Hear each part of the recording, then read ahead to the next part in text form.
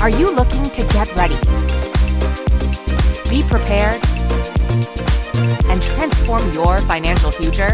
Then you've come to the right place. This is the Get Ready Money podcast with Tony Stewart, where Tony has insightful conversations with financial experts who are changing the way we think about money. Catch up on the latest financial trends and hear practical advice from Tony and his expert guests so you can build healthy habits that work. Be empowered with tips for implementing small changes that can have a big impact on your financial future. So sit back and get ready to hear from today's guest. Welcome to the Get Ready Money podcast, changing the way we think about money.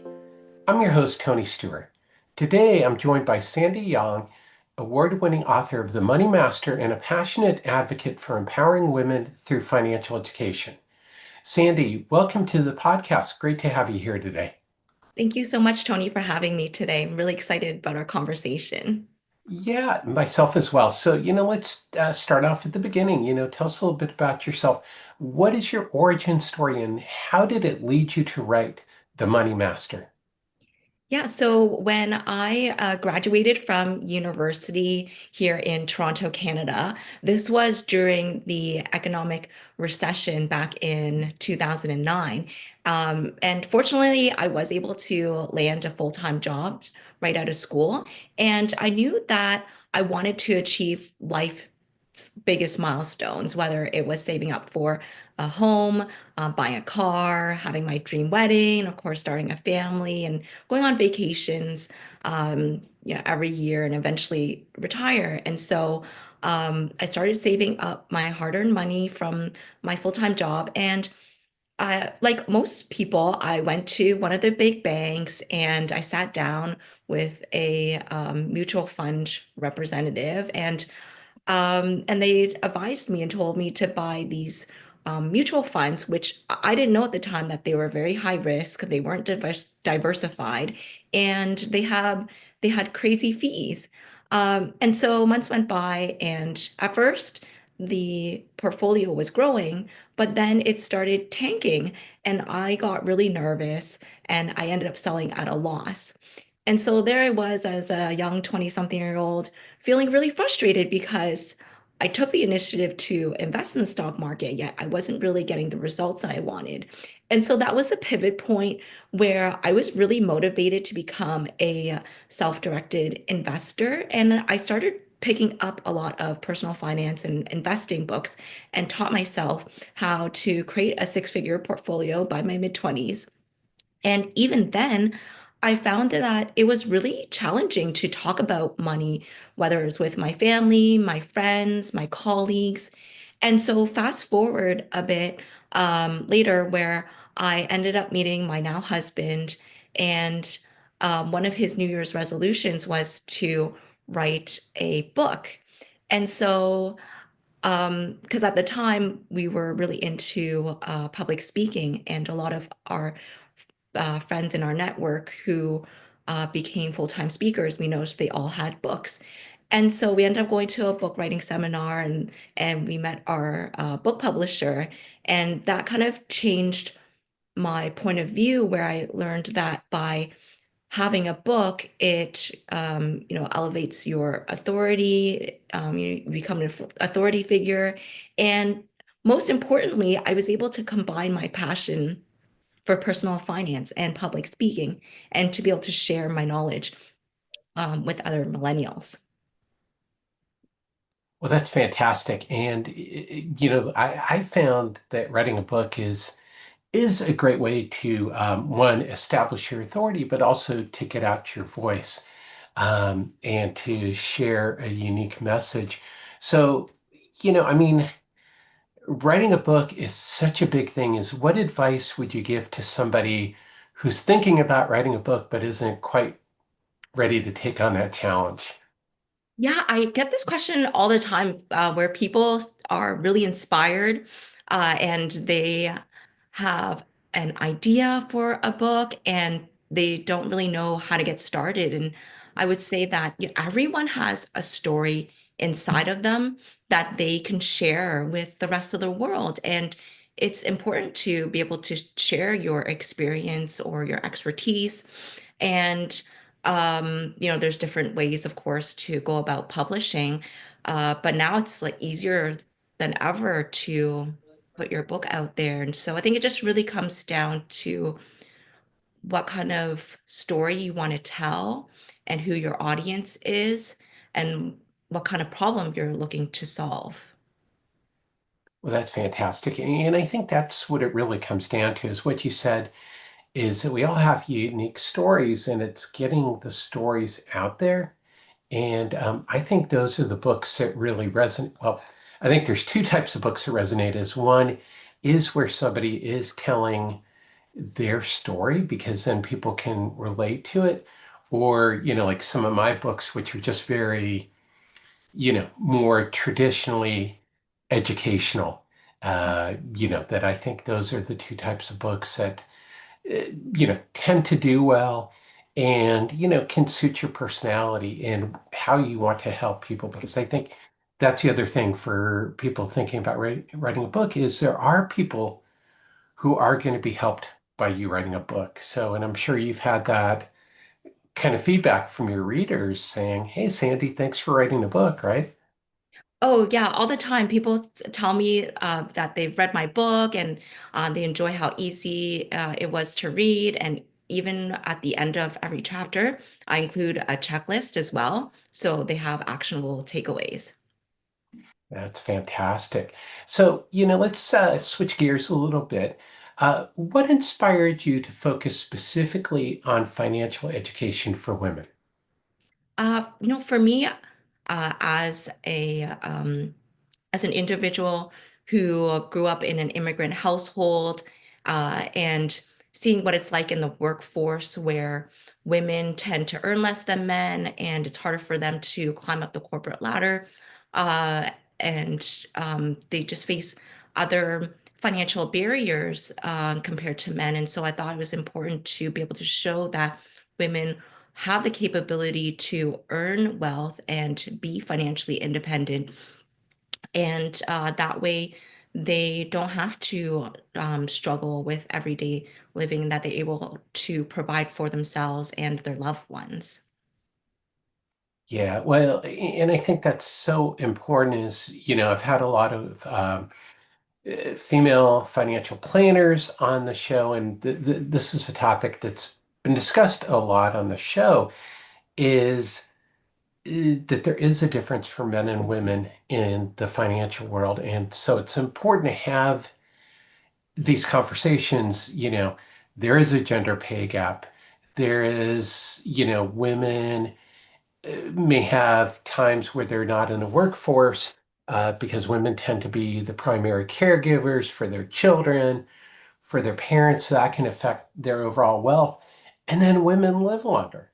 Mhm. So, those are all factors that impact planning. Yeah, exactly. To your point, the very fact that women do tend to live longer than men, that means they need to have more saved up or invested so that they have enough money, throughout their lifetime. And we see parents who struggle with making ends meet in retirement, and they have to rely on their adult children sometimes, and that can be a very difficult conversation to have. Um, and so, and we're also seeing a lot of, women who are married and they tend to pass on the household finances to their spouse or their partner. And while it may be convenient during that time, however, there might be instances where one could get divorced or their spouse or partner passes away, and they ended up being in a position where they now are financially responsible to pick up all the pieces and to understand what their financial situation is like. And that could be extremely challenging, especially during an emotional time where you have, your significant other who has passed on. And so, being able to understand your household budget, all of your assets, your finances, your debt, while potentially taking care of your children or grandchildren, it's a huge financial burden. And so that's why it's really important for women to be able to take control and take initiative to be part of that conversation in the household, to be a team with their partner so that they are involved in these daily conversations about how the finances are being managed in the household so that if they ever do get in a situation where they might have to separate or divorce, or if their spouse passes away before them, they're they're more in control, and they know what to do with their finances going forward. Yeah, and the statistics bear out that most women are going to be single at some point and in control of their money. And we're even seeing that with the transfer of wealth that's going on is women are controlling a greater amount of the wealth. But just by the fact that women outlive men, is it's more likely they're going to be widows and their husbands are going to be widowers. And then you have divorce. And then there's some women who are just not married and are solo aging. So, yeah, it's important for women to, take control. And I think from what I understand is that sometimes women feel like the financial world is not for them and money is not for them. What advice would you give to a woman who feels like, this isn't for me. I can't really do this. Yeah, it's a common belief, and I feel like it's kind of passed down from generation to generation. So it is really tough to turn that narrative around and to turn and to stop this kind of belief system, because women are fully capable of managing finances. And in fact, we've seen studies time and time again that show that women tend to be better investors than men. And so and this attributes to the fact that women, when they come up with a financial plan, they do tend to stick through it. They can keep their egos in check. They're not enticed as much by fancy objects or the next hottest stock, and they can keep their emotions in check and stay level-headed. And these are amazing characteristics to make them successful investors. But where we're seeing the gap is the fact that women don't feel confident in managing finances, generally speaking. The ones that do, that's amazing. But there are a lot of women who do struggle with it. And so I think it's a matter of fact of, writing down these beliefs that you have and really reflecting on, like, where did these come from? Maybe some of it came from your childhood upbringing or what your, family taught you, and being able to pinpoint some of the negative self-talk, uh, and to either, whether it's talking through it with your partner or a trusted friend or even a financial professional who can help you change your money mindset so that you can set yourself up for financial success. Yeah, and I think that's so important is, as you point out, that there are many studies, and for a lot of advisors who are listening who know the women do tend to stick with their financial plan a little bit more. They're less risk averse, as you point out. And from my experience, is women tend to stick with their goal a little bit better, and their goals are more, I wouldn't say general, that's not quite the right word, but being comfortable in retirement, taking care of their kids is rather than quite often with men where they're more focused on the numbers is, what's the return on this mutual fund? What's the expense ratio? And those things, which are all definitely important, but they don't necessarily help you reach the goal. So I think that's wonderful advice. And I think the other thing, and people who've listened to this podcast for a while have heard many of my guests talk about this is that every woman can take control of their money. And, but it does require some reflection. It may deal with overcoming some shame around money, or confidence issues. The other trend that I see, and I've heard from a lot of guests, is that the majority of widows and divorcees will leave their current financial planner because they don't feel seen or heard by their current financial planner. So I think that's an important part of the conversation.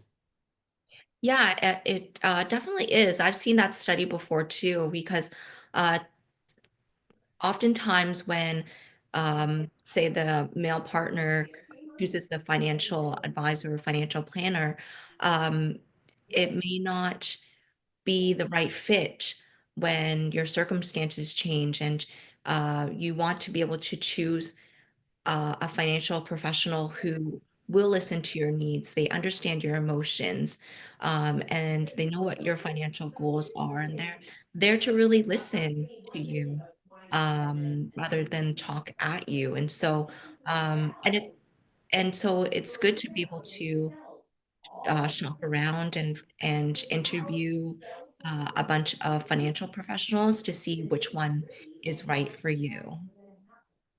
I think you said something that we could probably mic drop and stop the recording right now, is listen rather than talk at you. And, that's something that think we're seeing a trend within the financial planning world, is a lot of people coming to the realization is that we need to listen to understand what our clients are trying to achieve rather than just presenting solutions. And the way I liken it, the example that I use is like if we go to see a doctor, the doctor's going to listen to what's going on, to our symptoms, to, what else is relevant, rather than walking in and saying, "Hey, Sandy, great to see you today. Let's get rolling on a hip replacement." And you're like, "Well, what?" I came in because, I have been having migraine headaches. But that's a financial world, is, the advisor walks in and like, "Hey, let's do this investment strategy. We have this great portfolio that, we think you're going to love." And it's like, "Well, wait a minute, you know, that's not what I'm trying to achieve." So I think that's amazing advice, or the old saying, we have two ears and one mouth, and Right. we can go from there.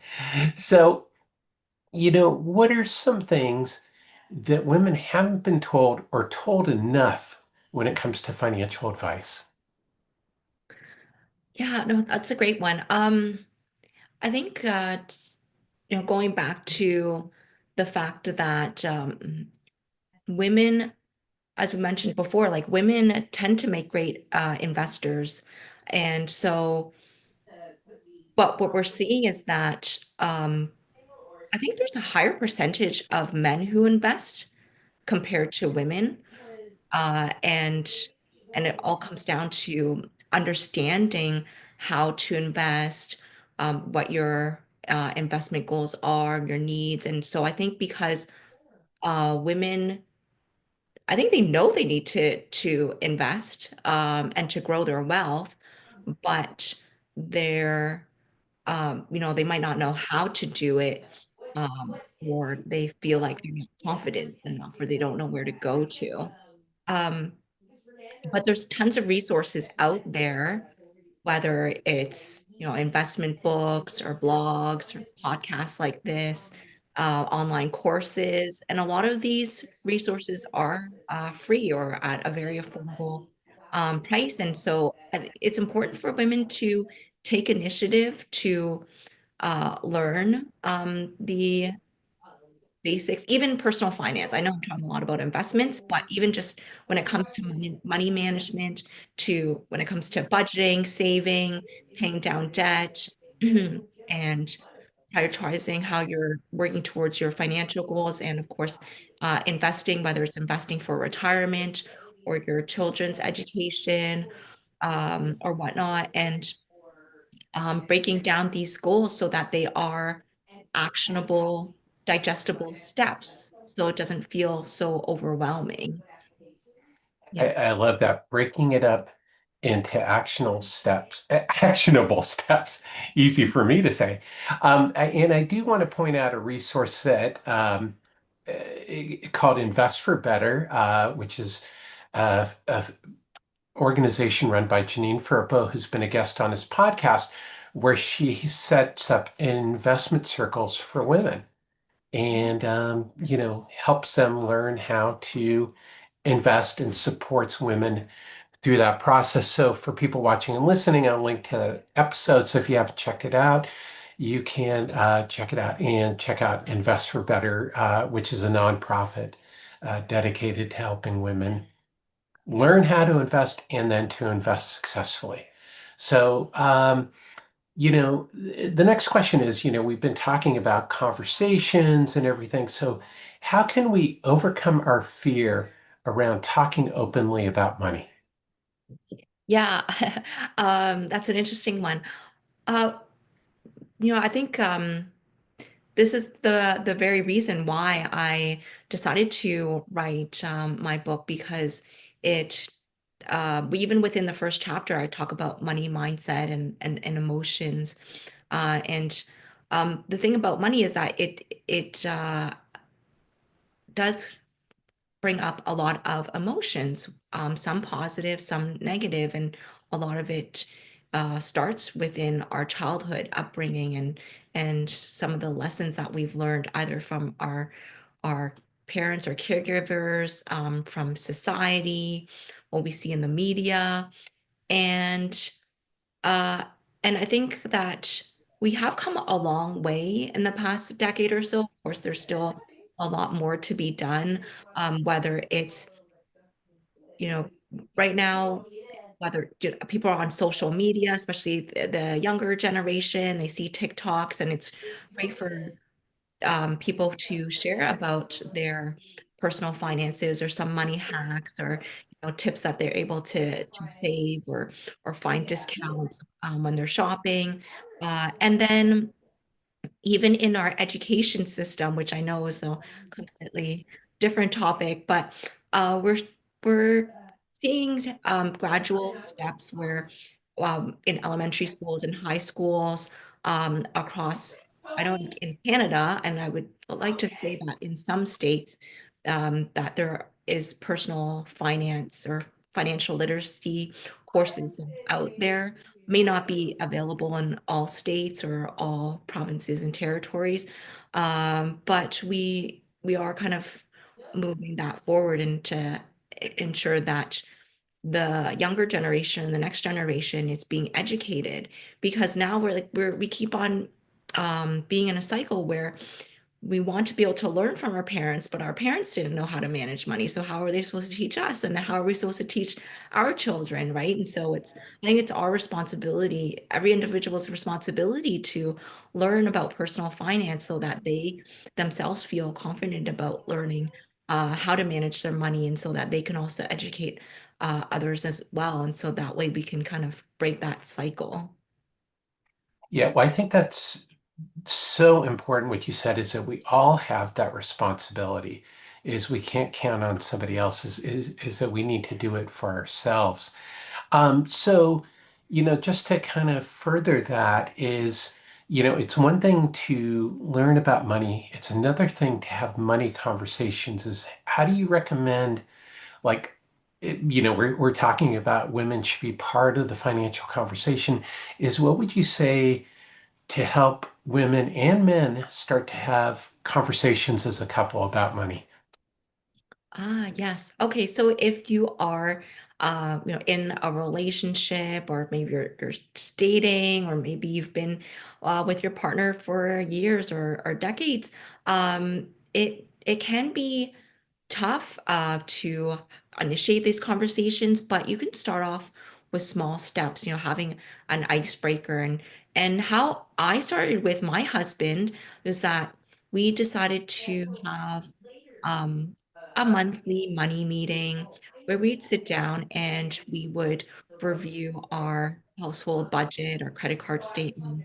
But even before that, initially you probably have to, when you're first starting to date or when you're becoming serious, you probably have to reveal how much you're making in your income or your salaries, or if you have any debt. And that can be, you might feel like you're financially naked, right? Like you're just Hmm. exposing yourself, and that can be very intimidating.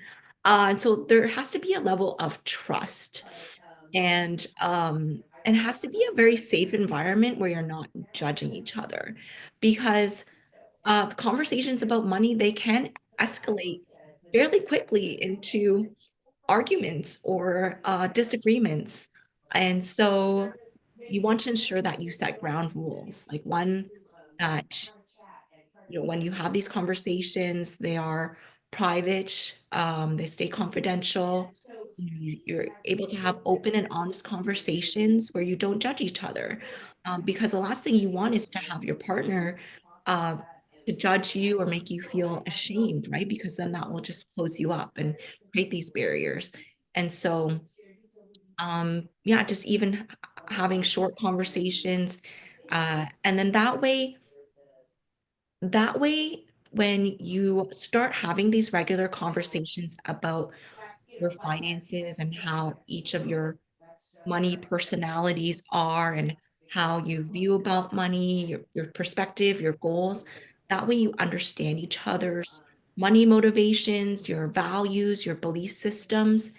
And from there, one of the fun activities that I suggest is that you create a dream board together, which ties into your financial goals, because it's great to like write down your financial goals, whether they're short-term, mid-term, long-term goals, but you can take it to another level by creating a dream board or a vision board. And then that way you can see visually all the things that you want to achieve, whether it's individually or together as a couple.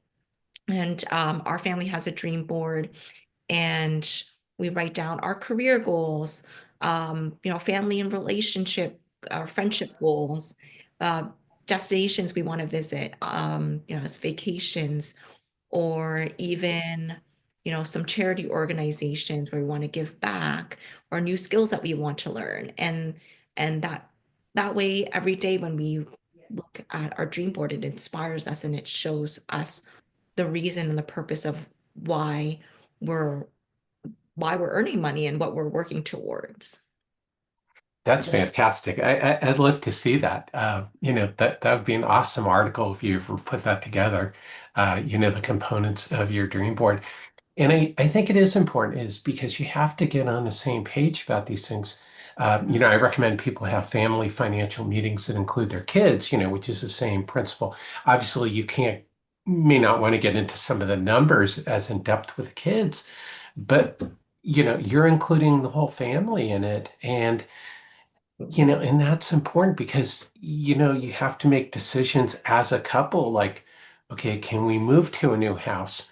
Where are we going to live in retirement? When do we want to achieve, financial independence? So all those things are so important to get on the same page, or at least understand where your spouse is coming from when you have these conversations, so like nobody feels ashamed if they go out and make a purchase, because that can be one of the biggest things is like, why'd you buy that? Or, why'd you go out to lunch in that place? And, if you're getting into that kind of conversation, it creates a lot of conflict. So that's super important. So to start to wrap up, we have the Get Ready Hot Take Trio, and these are three quick questions that I ask all of my guests. The first one is, what money myth are you trying to break? Yeah. Yes. So I think a lot of people, especially, I would say, yeah, people our age, a lot of them don't have a will or a power of attorney set up. And I don't know the exact statistic, but I'm sure in Canada and the United States it's probably similar, which is quite alarming, because when it comes to finances, your will outlines how, when you pass away, how you want your estate or your finances to be managed.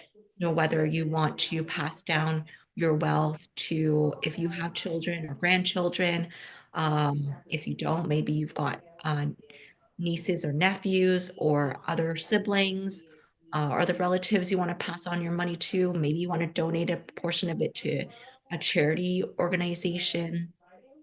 What happens if you own a house or other properties, other assets? And even with like a power of attorney, say if you ever get into an accident or you become ill and you're unable to make decisions, you need someone to be able to make decisions on your behalf. Uh, and I think a lot of people overlook this. And I faced it firsthand where my family members didn't have a will. And when they passed on, like I was responsible for trying to settle all of their accounts and their finances. And I had to speak with a lawyer multiple times. And it was just a long, dragged out process because we didn't have a will in place. And so I think it's important for people to have a will because a lot of people, I think they have this mindset where like, oh, I'm not that old. I'm not like elderly. I don't need a will. But if you are in say a common law relationship, or you're married, if you have children or dependents, it's even more important than ever because you want to be able to protect them and ensure that they're taken care of and that your wishes are fulfilled. And there's just a lot of like what if conversations that need to be had, especially when you are drafting a will. And so I think it's a big component to have so that you are protected legally. Yeah, well, I think, you said something at the end that is, I think a big reason is to make sure your wishes are fulfilled. Is if you don't write down your wishes and you don't tell anybody about your wishes, they're not going to be fulfilled because people are going to be guessing. And as you point out, is you leave a mess behind um, for your loved ones if something does happen to you. Is yeah, the odds of something happening to you if you're 30 years old, pretty unlikely that something's going to happen. But things do happen, so it's like you can't take for granted that you'll have that opportunity. So that's great advice. So let's get out the time machine for a minute. What advice would you give your younger self knowing what you know now about money? Yeah, I would say that I would tell myself to stick with index funds and exchange traded funds or ETFs. I did in the past use my play money or my fun money just to kind of experiment with hot stocks and whatnot. And I found that even though it made up a very tiny portion of my investment portfolio, I would always be super laser focused on these investments because they'd go up and down, up and down. And um, I've just realized for myself that I'm not good at stock picking, and it's just easier to be a lazy investor and to go with index funds and exchange traded funds, at least for in my own experience. So that's what I would say to my younger self. Yeah, well, I think that's wonderful advice. And for everybody who's an investment expert, they know that it's really hard to beat the market over Mhm. the long term as an individual stock picker. Back in the day, is there was this thing that the Wall Street Journal would do is where they would have a monkey throw darts at a dartboard and build that portfolio out and see how it would do. And it would beat a lot of professional money managers every year. It's been decades since I've done that, but it was an interesting experiment that, showed that just random picking could be as good as professional pickers. So that's wonderful advice. So the last question is, what is your number one tip for changing the way we think about money? Uh, I think it really boils down to having a positive mindset, which is easier said than done.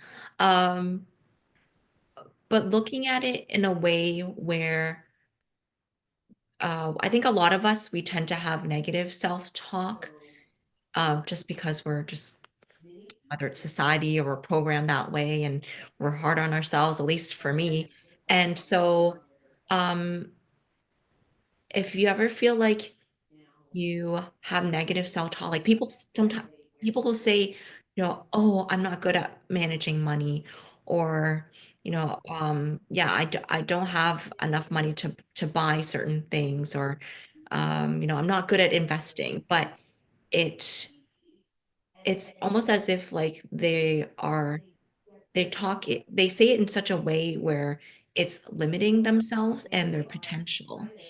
And that can be a big barrier to getting past these mental roadblocks and ensuring that they are setting themselves up for good financial habits. So I think it's just a matter of like catching it when you do say these things, understanding that, okay, oh, I've said it, but is it really true? And of course not, because we can all learn how to better manage our finances. We can all learn to become more financially literate and to learn these skills. It's not like any one person is better at than the other. It's just it's more like someone took initiative and they put in the hours and they've practiced it. And we've all made mistakes. I still make mistakes, but the most importantly, I'm learning from these mistakes and I'm getting better at it and improving day by day. So I think that's the type of mindset that people should have so that they can have a more positive mind frame so that they can attract more wealth into their lives. That's awesome advice is, catching that negative self-talk. And I think that's the biggest thing. We all face that imposter syndrome or, different things. And then you do a reality check and pretty much nobody else is thinking. Well, most people are thinking about themselves anyway, and they're not thinking as much about you as you think they are. So that's awesome advice. So Sandy, where can people learn more about you? And most importantly, where can they pick up a copy of The Money Master? Yeah, so if you want to learn more about me, you can check out my website. It's sandyyong.com. So SandyYong.com. And I also provide a bunch of resources there. And my book is available there on my website, and it's available on Amazon too. Fantastic. And for everybody watching and listening, there will be links to Sandy's website, her social media profiles, as well as to where you can pick up a copy of The Money Master. So, Sandy, thanks again for being here today and sharing your insights. Great. Thank you, Tony, for having me today. Yeah, it was fun. So, and thank you everyone as always for tuning in to this episode of the Get Ready Money podcast. If today's episode helped you change the way you think about money, please be sure to subscribe and to share it with a friend. You can also join the Get Ready movement at tonystewart.com and receive my free newsletter and access to my Get Ready toolkit of financial literacy resources. Until next time, let's change the way we think about money.